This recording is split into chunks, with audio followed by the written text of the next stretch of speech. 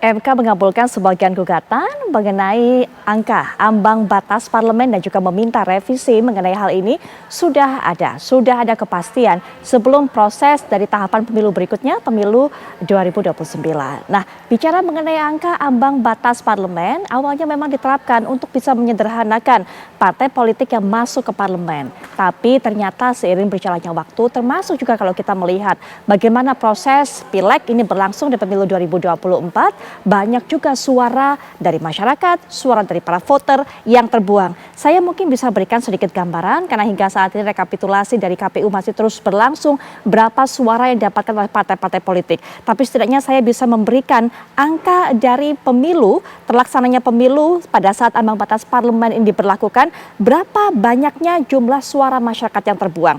Pemilu 2009 suara terbuang berjumlah 19 juta suara, pemilu 2014 terbuang mencapai 2,9 juta suara, lalu pada pemilu 2019 juga ada suara yang terbuang cukup melonjak sebesar 13,5 juta suara. Hingga saat ini memang masih naik turun jumlah suara yang didapatkan oleh partai, terutama partai-partai yang nyaris, yang suaranya berhimpitan dengan angka ambang batas. Jadi sekitar diprediksi sekitar 9 sampai 10 partai yang mungkin bisa lolos mencapai ke Senayan. Nah, kita akan bahas di malam hari ini, kita akan dengarkan suara dari masing-masing partai. Kami pilih partai-partai yang mewakili dari partai yang sepertinya sudah mapan, ada di golongan 4 teratas, sudah mengamankan kursinya di Senayan insya Allah. Kemudian juga partai yang menurut dari quick count dan juga rekapitulasi sementara real count, ini sepertinya kansnya sangat kecil untuk bisa melaju menuju parlemen.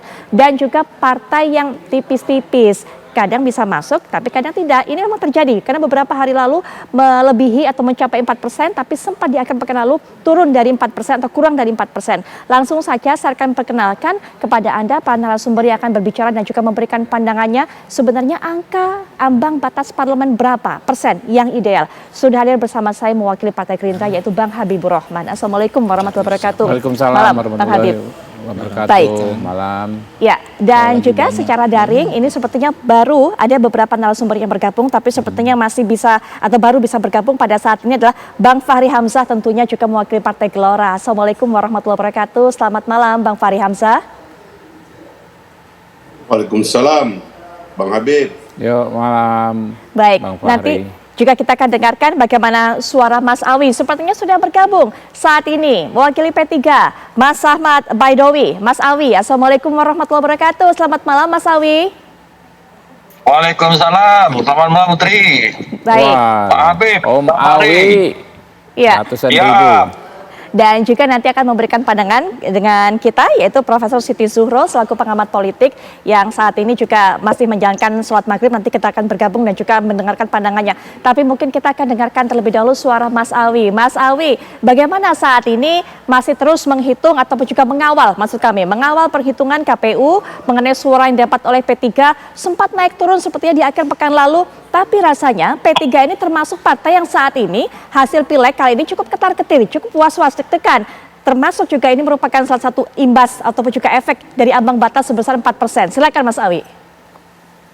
Ya, alhamdulillah hari ini kami kalau berdasarkan data internal P3 itu sudah melebihi angka 4%. Memang kemarin kita sempat dikejutkan oleh angka Sirekap yang tiba-tiba P3 kehilangan 30.000 suara. Bukan hanya persentasenya, tapi angkanya hilang gitu, suaranya hilang. Maka itulah kemudian kita protes, kita sampaikan surat kepada KPU, keberatan-keberatan yang terjadi terhadap persoalan di lapangan hari ini. Nah, selanjutnya terkait dengan angka 4% ini, karena itu sudah menjadi ketentuan perundang-undangan, ya memang harus diikuti. Kalau kemarin ada putusan dari Mahkamah Konstitusi yang meminta merevisi terhadap angka parliamentary threshold dan tidak lagi memberikan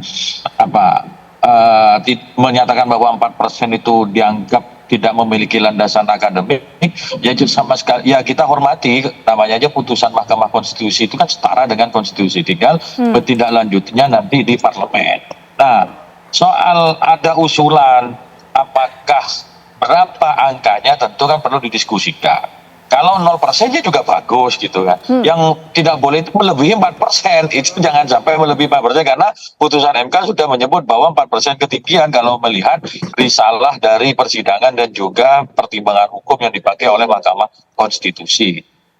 Baik, nanti sebelum kita dengarkan juga suara Bang Fahri Hamzah, sudah bergabung juga dengan kita pengamat politik Prof. Siti Zuhro atau Mbak Wiwi. Assalamualaikum warahmatullahi wabarakatuh. Selamat malam Mbak Wiwi. Selamat malam Mbak Putri. Baik, tadi kita Mas sudah Habib. sampai mendengarkan dari Mas Awi bagaimana kemudian pandangannya sebagai partai yang ini nyaris-nyaris beda-beda tipis dengan ambang batas parlemen. Begitu Mbak Wiwi. Nanti kita dengarkan juga langsung saja Bang Fahri, bagaimana juga Bang Fahri melihat hasil ini sejauh ini tentunya seperti yang sudah sempat saya sampaikan. Gelora kan kalau versi quick count ini kemudian tidak lolos untuk menuju parlemen. Kemudian hasil real count juga saat ini sepertinya ya masih tipis kansnya untuk terus melaju menuju Senayan.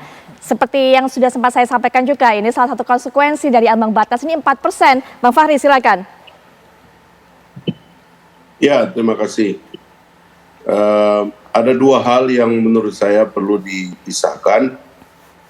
Satu adalah keputusan Mahkamah Konstitusi terkait sikap Mahkamah tentang ambang batas yang dianggap melakukan semacam pemberangusan ya terhadap suara masyarakat, suara pemilih yang memang selama ini sudah terlalu sering kita bahas bahwa sebenarnya dan seharusnya proses penghitungan suara itu harus berbasis kepada kemenangan yang real di tingkat daerah pemilihan masing-masing. Dan harusnya memang kalau saya lihat prosesi atau proses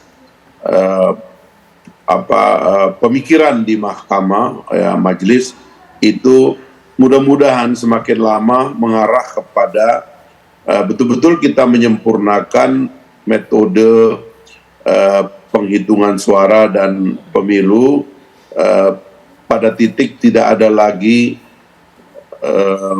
anomali dan tidak ada lagi situasi yang kita anggap memang ada klausul yang mengorbankan hak-hak masyarakat dan suara masyarakat di dalam pemilu. Itu yang pertama yang saya kira nanti Mbak Wiwi dan semua kawan-kawan yang kemarin ikut di dalam bersikap di dalam momen-momen Pilpres dan Pileg ya, harusnya kita keluar, kita membuat rumusan cukuplah ya, nggak usah ada lagi permainan di dalam aturan pemilu ini yang memang pada dasarnya itu sejak awal salah gitu. Mari kita betul-betul sempurnakan dan pemilu kita betul-betul lubangnya kita tutup sekali untuk selamanya, tidak ada lagi lubang-lubang yang menyebabkan kita mempertanyakan ya demokratis tidaknya berazas kedaulatan rakyat atau tidak dari pemilu kita ini. Saya kira itu pesannya dari Mahkamah Konstitusi. Nah yang kedua saya kira yang sedang terjadi sekarang ya kita lihat ya karena ini sudah merupakan peristiwa, tapi menurut saya lubang-lubang yang coba diungkap oleh Mahkamah Konstitusi itu jauh lebih penting untuk kita fokus, kita bahas, kita selesaikan ke depan. Kita sekali sempurnakan pemilu ini untuk seterusnya, dan saya yakin karena Partai Gerindra dan Pak Prabowo sebagai pemenang pemilu kali ini juga menunjukkan yang sama. Kemarin memang juga tidak setuju dengan presidential threshold, tidak setuju dengan parliamentary threshold yang kita sudah analisis dari awal berpotensi untuk mengurangi prinsip kedaulatan rakyat dalam pemilu ini. Saya kira itu Mbak yang paling penting sekarang ini. Baik, Bang Habib sebagai perwakilan dari partai yang sudah mapan, angka ambang batas parlemen termasuk lubang-lubang dalam pemilu? Jadi pertama kami menghormati apapun yang sudah diputus oleh Mahkamah Konstitusi dan kita harus mentaatinya. Memang ada beberapa persoalan teknis ya, pengalaman saya di DPR yang memang harus juga menjadi pertimbangan kita semua. Sehingga akhirnya ada solusi seperti apa. Ya. Hal teknis yang saya lihat misalnya dengan P3, kasus P3 kemarin. Ya. P3 kalau nggak salah 19 kursi. Di Komisi 3 itu ada 1 orang saja dari P3. Kebetulan Pak Arsul Sani. Pak Arsul Sani ini juga wakil ketua MPR, ya kan? Yang saya lihat memang agak kerepotan beliau menghadiri semua rapat Komisi 3. Bahkan kadang-kadang kita by phone lah akhirnya, semacam live by phone, dan beliau dalam konteks pengambilan keputusan rame-rame kita dengar, kita telepon. Bagaimana sikap P3? Oh ya begini, atau udah saya bisikin ke anggota DPR dari fraksi lain, namanya ini, dia yang akan menyampaikan. Nah, menurut saya secara teknis ya, bukan prinsip. Nanti kita cari prinsipnya. Setidaknya jumlah anggota DPR dari satu partai itu sama dengan jumlah komisi, ya kan ya? Atau kalau mau lebih ideal lagi, sama dengan jumlah komisi AKD. Ya, kan AKD itu ada AKD komisi dan AKD non komisi. AKD itu alat kelengkapan Dewan Prof. Jadi AKD itu terdiri AKD komisi 1 sampai 11, ada 11 komisi. Plus kayak MKD, Balek, Banggar itu kan AKD non komisi. Kalau nggak salah itu ada 6. Jadi sekitar 17. Nah, kalau 17 itu sebetulnya menurut saya angka ideal yang minimal. Tapi kalau nggak setidaknya 11. Karena agak susah ya kalau 1 orang anggota DPR merangkap di 2 komisi. Karena kerja kami itu sepanjang minggu jamnya sama, ya kan? Bagaimana pengambilan keputusan penting dan bagaimana kerja-kerja pengawasan. Nah, ada usulan misalnya dari Mbak Grace Natali. Ya, kebetulan yang fenomena itu juga PSI. Karena banyak sekali tokoh-tokoh suaranya besar, ratusan ribu akhirnya nggak masuk gara-gara ada klausul ini. Ya. Semacam fraksi threshold. Menurut saya ini masuk akal sepanjang ini dideklar sebelum pemilu. Jadi rakyat yang memilih partai tertentu tidak terpaksa partai tersebut ketika membentuk fraksi di DPR tidak terpaksa hanya karena nggak cukup anggotanya gitu loh. Dia rakyat sudah tahu kalau saya milih partai ini yang berkoalisi dengan ini akan menjadi satu fraksi. Ya.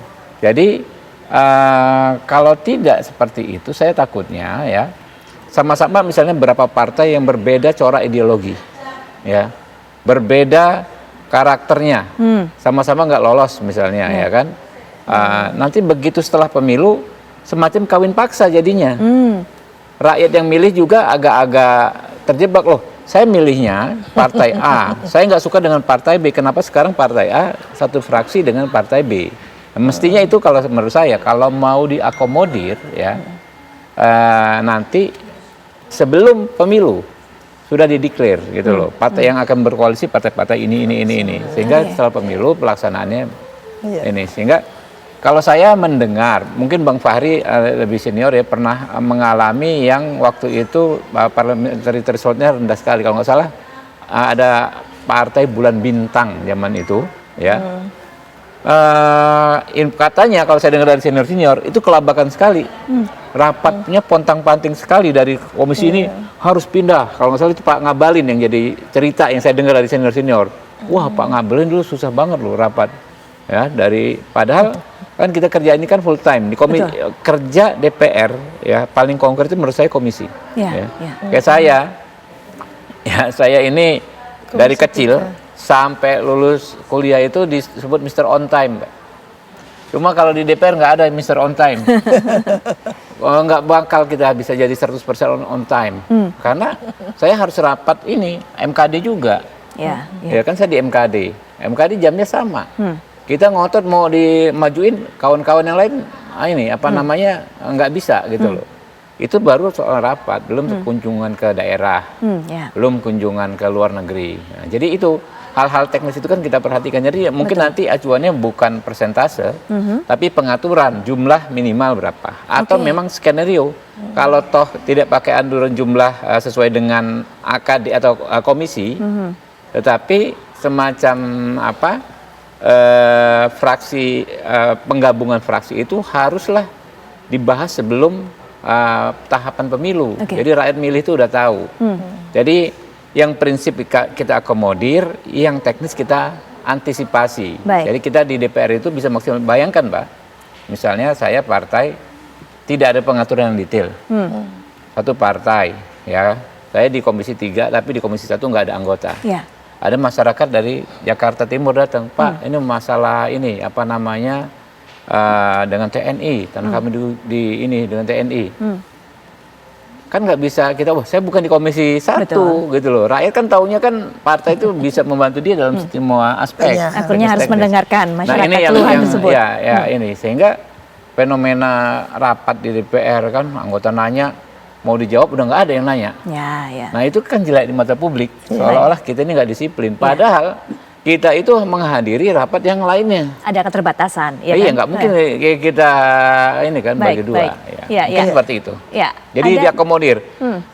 Putusan MK harus kita taati, teknisnya harus kita antisipasi. Itu dia. Ada kendala-kendala teknis, Mbak Wiwi, seperti disampaikan oleh Bang Habib, yang harus dialami, dijalankan oleh para anggota Dewan. Tapi kemudian juga bicara mengenai pileg yang baru saja kita rasakan ini, ada suara masyarakat yang terbuang. Padahal tadinya soal ambang batas parlemen adalah tujuannya menyederhanakan partai politik yang masuk ke Senayan. Nah ini nanti bagaimana gesekan-gesekan seperti ini, ada gap-gap ataupun celah-celah lubang-lubang bisa diantisipasi, nanti merevisi undang-undang yang berikutnya atau yang baru menjelang pemilu berikutnya. Nanti Mbak Wiwi bisa berikan pandangan, tapi setelah jeda berikut ini kami sudah kembali.